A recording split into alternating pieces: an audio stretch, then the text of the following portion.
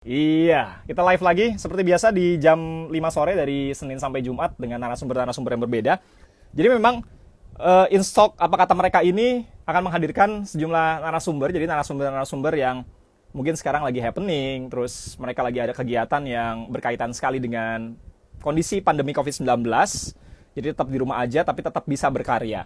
Karena memang selama pandemi COVID-19 ini kita tahu ya, terjadi di Indonesia itu membuat kita jadi bingung harus ngapain, terus mungkin untuk mendapatkan hiburan juga agak sulit ya, tapi ada banyak cara sebenarnya yang bisa bikin kita tuh terus berkarya, dan salah satunya adalah tokoh dan narasumber yang hari ini akan hadir di Instock apa kata mereka. Jadi hari ini saya akan live bersama aktor yang sekarang juga menjadi seorang sutradara. Ada yang tahu? Oke, saya kasih bocoran. Saya yakin yang sudah datang atau lihat live saya di Instagram Elsinta News and Talk itu sudah tahu siapa.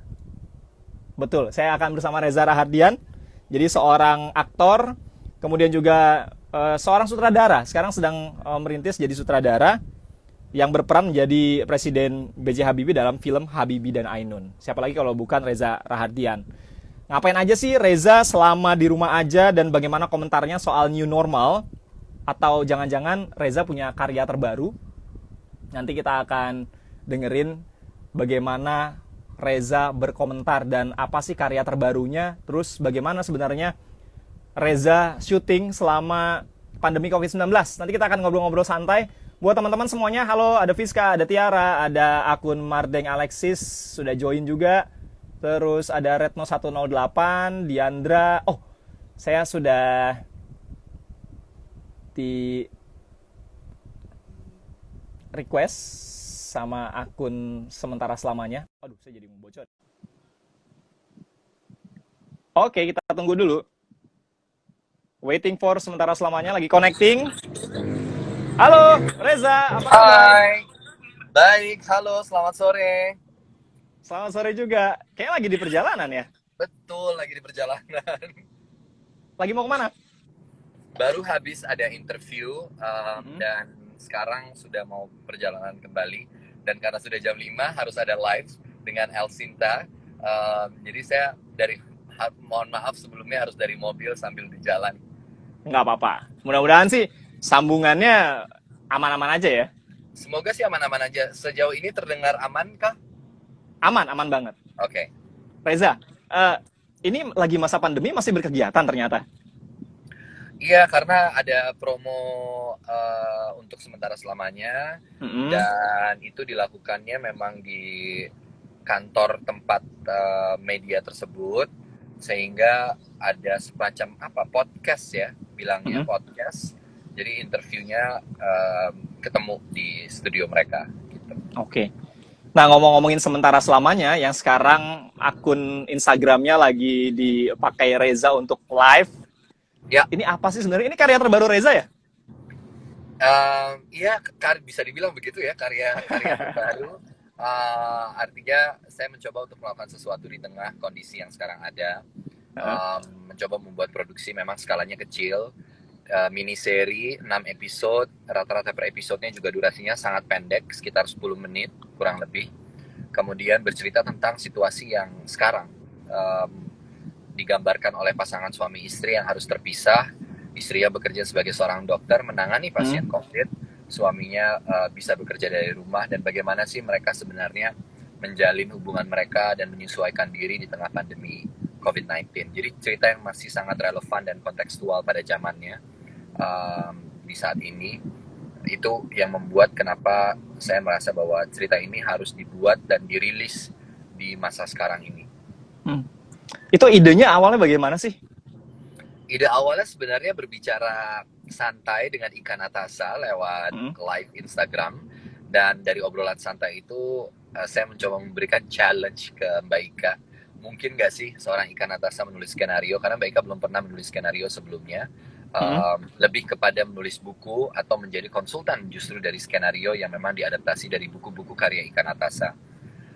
Kemudian Mbak Ika menulis sendiri secara langsung skenario ini, dan buat saya tulisannya sangat indah. Nggak bisa jadi project yang artinya project-project iseng gitu ya, tapi harus diseriusin, sehingga saya mencoba untuk membentuk tim, akhirnya terbentuklah timnya, semua dipimpin oleh Arya Ibrahim sebagai produsernya, saya sebagai sutradara, dan kami berdiskusi dengan Mbak Ika untuk menentukan juga siapa pemain-pemainnya dan lain-lain. Cast-nya siapa aja? Kalau saya sih kebetulan saya sudah nonton seriesnya di Oke. video. Video. Itu saya udah langsung nonton dua episode Dua langsung. episode, ya. Saya lagi nungguin yang episode 3 sampai yang ke-6, mudah-mudahan bisa segera rilis ya, karena kabarnya Sabtu Minggu ini ya. Iya, setiap Sabtu Minggu memang. Itu cast-nya siapa aja sih? Ada Reza. Kalau saya sih udah tahu, kalau yang lain kan belum tahu nih. Betul. Ada Ibu Christine Hakim, ada Laura Basuki, ada Ruth Marini, dan ada saya. Jadi berempat aja ya? Berempat aja. Berempat aja. Nah, ngatur jadwal dengan kondisi lagi PSBB, lagi COVID, terus syutingnya tuh gimana sih? Ya, ini yang menarik sebenarnya. Bagaimana kemudian syuting, kalau mungkin udah nonton episode 1-2 akan jauh lebih memahami, oh pantesan bisa syuting gitu kira-kira ya. Pemainnya memang yang ada di set hampir sebagian besar saya sendiri. Krunya sangat kecil, hanya ada kameramen yang di set, hanya ada kameramen, Astrada, dan juga sound. Sehingga itu memungkinkan untuk kami bisa menjaga jarak, untuk bisa ada physical distancing, semuanya bekerja memakai protokol kesehatan, masker, semua suhu tubuh dicek. Pagi-pagi memulai syuting, semua orang-orang dicek dulu. Memang ada ya konsumsi vitamin dari produsernya juga diberikan kepada semuanya gitu ya di setiap hari kami syuting. Dan syutingnya memang di rumah aja, sesuai dengan campaign yang paling banyak mungkin digaungkan, yaitu di rumah aja gitu ya, stay at home. Semua dilakukan di rumah aja, dan memang rumah lokasi yang dipakai adalah rumah saya pribadi. Lalu kemudian dengan tim yang sangat kecil, protokol kesehatan diterapkan karena memang timnya kecil, sehingga itu lebih gampang untuk bisa mengatur semuanya menjalani protokol kesehatan yang ada. Lalu sebagian besar pemain tidak ketemu secara langsung, jadi ya semua dari tempatnya masing-masing. Kemudian apalagi ya, tim-tim lain tentu dalam sebuah produksi miniseri ada scoring music, ada editor, itu semua bekerja dari rumah. Jadi saya meeting via Zoom selalu, preview juga lewat digital juga, lewat virtual, sampai ke gala premier juga lewat virtual, dan hampir sebagian besar promo yang menarik juga buat saya adalah semuanya bisa dilakukan secara virtual gitu. Jadi waktunya lebih bisa pasti, kemudian dilakukan bisa dari rumah gitu. Itu menarik. Oke. Saya mau nyambungin ke new normal, tapi saya penasaran juga, kan biasanya kan Reza syuting dengan kondisi kru yang cukup banyak, kamera yang besar. Kalau saya sudah nonton behind the scene-nya, kalau kondisi yang ada tuh, ini jadi keterbatasan nggak sih buat Reza? Karena kan krunya jadi lebih sedikit. Ya, pasti ada batasan-batasan pastinya gitu ya. Keterbatasan itu saya jadikan momen untuk kemudian beradaptasi dengan situasi yang ada. Karena ada cita-cita juga dari kami, dari produsernya, dari tim yang mengerjakan ini, mudah-mudahan cara ini bisa setidaknya menjadi cara yang diadopsi juga mungkin oleh teman-teman pekerja seni lainnya, bahwa memang kita yang harus mau tidak mau menyesuaikan diri untuk sementara waktu ini, sampai mungkin nanti sudah keluar regulasi yang mudah-mudahan bisa segera keluar dan konkret, untuk protokol bagaimana syuting dilakukan. Dan mudah-mudahan ini bisa menjadi salah satu model yang mungkin saja bisa dikembangkan gitu. Menyesuaikan skenario yang disesuaikan untuk bisa syuting dengan cara seperti ini juga itu dipikirkan di awal. Karena itu saya bilang ke Mbak Ika, Mbak, yang memungkinkan bisa syuting di rumah, simple, itu kayak kita bikin yuk sesuatu, Mbak Ika ya. Akhirnya muncullah ide itu. Jadi memang tata laksana dan proses adaptasi, sehingga saya sebagai individu, sebagai sutradaranya juga harus adaptif dengan keterbatasan yang ada. Ruang gerak yang agak terbatasi, tapi jangan kreativitasnya yang terbatasi gitu. Ruang geraknya boleh terbatasi, tapi kreativitasnya tidak boleh. Nah, itu yang penting. Nah, saya penasaran juga dengan kondisi yang ada saat ini, karena ini ada yang nanya juga dari Instagramnya Lina_Ina. Hai Mas Reza, sehat terus ya. Aku ngefans banget selama pandemi COVID ini, yang dilakukan apa aja di rumah. Karena kan pasti syuting film ketunda dan lain sebagainya. Gimana, Reza? Kalau selama pandemi itu di rumah, memang ada kegiatan-kegiatan baru yang coba saya jalankan dan nggak jarang sebelumnya mungkin dijalankan ya. Belajar menu-menu baru yang bisa dimasak sendiri di rumah, coba dipelajari gitu. Kemudian lebih banyak akhirnya memakai waktu untuk kontemplasi, untuk belajar hal-hal baru, memperdalam apa yang sudah saya pelajari sebelumnya. Jadi kemudian membuat program dengan Yapik Action Aid, organisasi tempat saya bekerja gitu, untuk membuat seri obrolan pejuang corona, menginterview beberapa politisi tentang kebijakan-kebijakan publik yang diambil semasa pandemi. Membuat saya ketika berada di tengah pandemi ini merasa bisa cukup produktif. Karena saya percaya bahwa produktivitas itu tidak melulu tentang uang, tidak melulu soal materi gitu ya. Menjadi produktif dengan ada kegiatan, buat saya itu juga produktif gitu. Itu yang mungkin selama masa pandemi saya lakukan sih. Oke. Ini untuk teman-teman yang nonton live Instagramnya Elsinta News and Talk sama Reza Rahadian, jangan biarkan saya ngobrol cuma berdua, karena nggak seru. Saya yakin banget ini kebanyakan kaum Hawaii yang nonton kita secara langsung. Ada yang tadi bilang, aduh ganteng banget, tapi sayang bukan hostnya yang ganteng. Saya jadi dicengin jadinya karena Reza. Ada juga yang nungguin sampai selesai semua episodenya, supaya nggak penasaran dan nggak kelamaan, dari Diandra Sabella. Ya. Terus ada juga yang lain mana? Yang mau tanya silakan.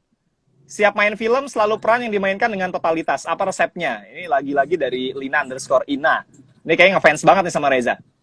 Oke, saya percaya bahwa sebuah performance atau penampilan dari seorang aktor, kalau saya merasa ada tanggung jawab untuk memberikan yang terbaik bagi penontonnya. Jadi saya nggak mau juga terjebak pada satu peran tertentu yang mungkin terkesan stereotype atau mengulang lagi yang sama lagi, yang itu lagi. Karena saya percaya bahwa penonton, ketika ini saya bicara dalam konteks bioskop misalnya, penonton itu datang ke bioskop bayar, mereka pakai effort untuk datang ke bioskop. Jadi saya mau juga memastikan bahwa mereka setidaknya bisa menikmati penampilan dari aktornya juga, selain dari cerita yang baik, penggarapan yang baik, film yang menarik, tapi juga dari sayanya juga harus bisa menjaga itu gitu dalam sisi penampilan. Itu sih yang coba dilakukan. Dari Sofi Ardila nih, pertanyaannya, apa pengalaman berkesan Reza selama syuting di rumah? Pengalaman paling berkesan selama syuting di rumah, saya bisa bilang salah satunya adalah bagaimana melihat senyuman dari para pekerja film lainnya dan semangat yang luar biasa ketika mereka merasa, wow, kita bisa syuting ya, walaupun dengan cara yang seperti ini, walaupun kita banyak meniadakan departemen-departemen yang biasanya pasti ada di semua film gitu, kalau kita bicara film.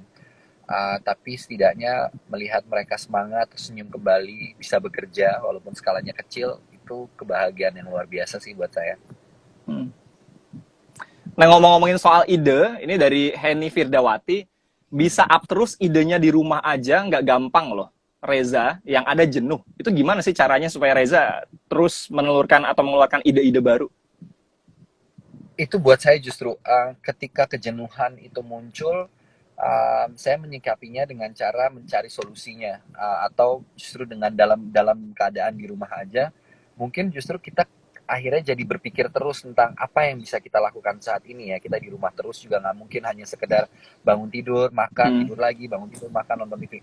Saya ngerasa, oke, saya harus produktif. Produktif tuh mengisi kegiatan-kegiatan saya, ya bisa dengan membaca, bisa menonton sesuatu yang mungkin punya manfaat, mempelajari hal-hal baru gitu, dan rasanya itu yang menstimulus kemudian juga bisa punya semangat untuk kemudian membuat karya ini gitu. Saya yakin banyak yang penasaran tentang sementara selamanya.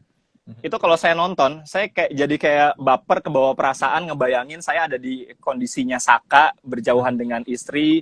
Itu memang sengaja dibuat seperti itu untuk menggambarkan mereka-mereka yang saat ini mungkin sedang berpisah dengan keluarganya, supaya kita lebih menghargai lagi ya mereka yang berjuang di tengah COVID ini ya, Reza. Ya, pertama itu satu. Kedua adalah kenapa menggambarkan Saka itu dalam kondisi yang kosong, sendiri, banyak reaksi-reaksi yang muncul. Justru yang tadinya kita harapkan mungkin bisa jadi, oh lawan mainnya juga muncul, ternyata enggak, suaranya aja yang kedengeran. Karena buat saya refleksi daripada perasaan Saka adalah refleksi dari perasaan banyak orang yang saat ini harus menyesuaikan diri dengan situasi yang baru ini gitu. Apalagi kita sudah masuk era transisi ya, tapi waktu kita masih berada dalam situasi PSBB, tentu banyak banget orang yang mungkin merasa kehilangan, harus berjauhan, berjarak. Buat saya perasaan-perasaan itu bisa diwakili melalui cerita ini gitu. Dan itu yang membuat kenapa saya juga maunya miniseri Sementara Selamanya ini rilis justru memang di tengah pandemi ini gitu, karena bisa memberikan satu, mudah-mudahan menjadi hope, menjadi sesuatu yang menyegarkan di tengah kondisi yang seperti ini. Ada sebuah tontonan yang sangat relatable dengan kondisi kita dan menyuarakan suara hati orang banyak, termasuk dalam hal ini saya juga berbicara tanpa bermaksud spoiler ya. Nanti ada di episode berikutnya kita akan mendengar juga curahan hati dari Zara sebagai seorang dokter, bagaimana dia struggling mengurus pasiennya. Itu akan kita bahas juga nanti. Akan ada topik tentang itu. Ya, ngomongin tentang perasaan kosong, mungkin kesepian ya. Tapi kan di satu sisi di tengah pandemi ini, kalau kita lihat, ada orang-orang tertentu yang mungkin masa bodoh gitu ya. Nggak peduli dengan kondisi itu ya, mereka dengan egois ya mau menang sendiri aja ya. Keluar, mau ketularan ya udah, terserah gitu. Gimana menurut Reza? Ya sebenarnya kalau kita berbicara lagi kepada hal-hal yang seperti itu, apalagi dalam konteks hanya karena bosen di rumah aja, jadi pergi keluar, nongkrong, dan segala macam, apalagi nggak melengkapi diri dengan anjuran-anjuran yang sudah diberikan gitu, misalnya sesederhana memakai masker, bahkan sekarang kita sudah punya alternatif ya. Dulu kayaknya banyak yang mengeluh, wah harga masker banyak, sekarang banyak masker kain yang bisa dipakai gitu. Artinya kita akan berbicara tentang kedisiplinan kan. Ya dari potret seperti itu saya juga bisa bilang mudah-mudahan ini bisa menjadi pembelajaran buat kita semua untuk tetap menjaga kedisiplinan itu, untuk tidak ignorant sama hal-hal yang memang penting, karena ini keselamatannya kan, kita berbicara tentang keselamatan bukan hanya kita pribadi tapi orang lain. Kalau misalnya saya menjadi carrier, saya nggak punya gejala, saya asik ngumpul di luar, nongkrong dan lain-lain karena bosen di rumah aja, terus tiba-tiba saya membawa itu kepada orang lain, yang orang lain ngumpulnya juga udahlah nggak usah pakai masker dan segala macam, kemudian hal itu terjadi, pasti ya yang rugi kita juga gitu. Sebenarnya akan semakin terbatas lagi ruang geraknya, sehingga menjaga diri dan setidaknya peduli pada, kalau lo nggak peduli tentang diri lo, at least lo peduli deh tentang orang lain gitu. Karena sebenarnya kepedulian paling besar itu bisa muncul justru ketika lo care sama diri lo sendiri, otomatis mudah-mudahan lo bisa jauh lebih care juga sama orang lain gitu. Oke. Nah, dengan kondisi new normal yang sebentar lagi mungkin akan kita jelang ya. Sekarang belum menjelang new normal itu udah mulai rame jalanan dan lain sebagainya. Kondisi seperti itu kalau kita tarik ke dunia film, kedepannya akan seperti apa sih kalau menurut Reza? Ya, itu tadi ya, akan banyak sekali penyesuaian. Salah satunya saya sudah mulai terpikir bahwa kalau seandainya bioskop dibuka, dan mudah-mudahan sih ini bisa segera dibuat regulasinya ya. Kemudian okupansi bioskop katakanlah 50% dari biasanya. Okupansi bioskop itu adalah sesuatu yang unpredictable, nggak pernah bisa diprediksi. Kalau filmnya punya banyak penonton, otomatis okupansinya mungkin penuh. Dipotong 50% jelas menjadi 50% memang seat yang bisa terisi. Lalu bagaimana dengan film-film yang kemudian penontonnya mungkin tidak seberuntung itu, yang memang kalau dibuka 50% pun ya memang waktu dia tayangin memang penontonnya juga kurang lebih ada di porsi itu. Ini juga akan memberikan dampak bagi skala produksi film. Pasti produser akan berpikir dua kali bagaimana kemudian membuat sebuah produksi film, dan akan memikirkan kalau okupansi bioskopnya 50%, apakah kemudian itu artinya kita juga harus memikirkan ulang tentang budget produksinya, karena pasti berimbas. Jadi imbasnya ini panjang. Itu yang saya sempat terpikir juga gitu, bahwa situasi new normal ini untuk industri film khususnya, sejauh ini saya belum mendapatkan informasi yang konkret tentang regulasi yang bisa diterapkan, dan mudah-mudahan itu bisa sesegera mungkin ya. Oke, tapi ini jadi merubah perilaku kita ya sebagai penikmat atau pencinta perfilman di tanah air. Mungkin dari sisi produksi teman-teman sineas sudah memikirkan, tapi dari sisi penonton kita juga mungkin harus merubah perilaku ya, karena tadi ada platform digital yang bisa kita manfaatkan. Betul. Terus rilis secara digital. Kalau memang nanti bioskop ternyata tidak lagi bisa menjadi sebuah tempat yang mungkin tempat kita berkumpul, kita bisa nonton secara digital gitu kan? Iya, walaupun buat saya pribadi ya, menonton via streaming itu kan tentu pengalaman yang berbeda ya. Menonton bioskop itu kan sesuatu yang sifatnya komunal, bareng teman-teman dan lain-lain. Mungkin agak berbedanya di situ.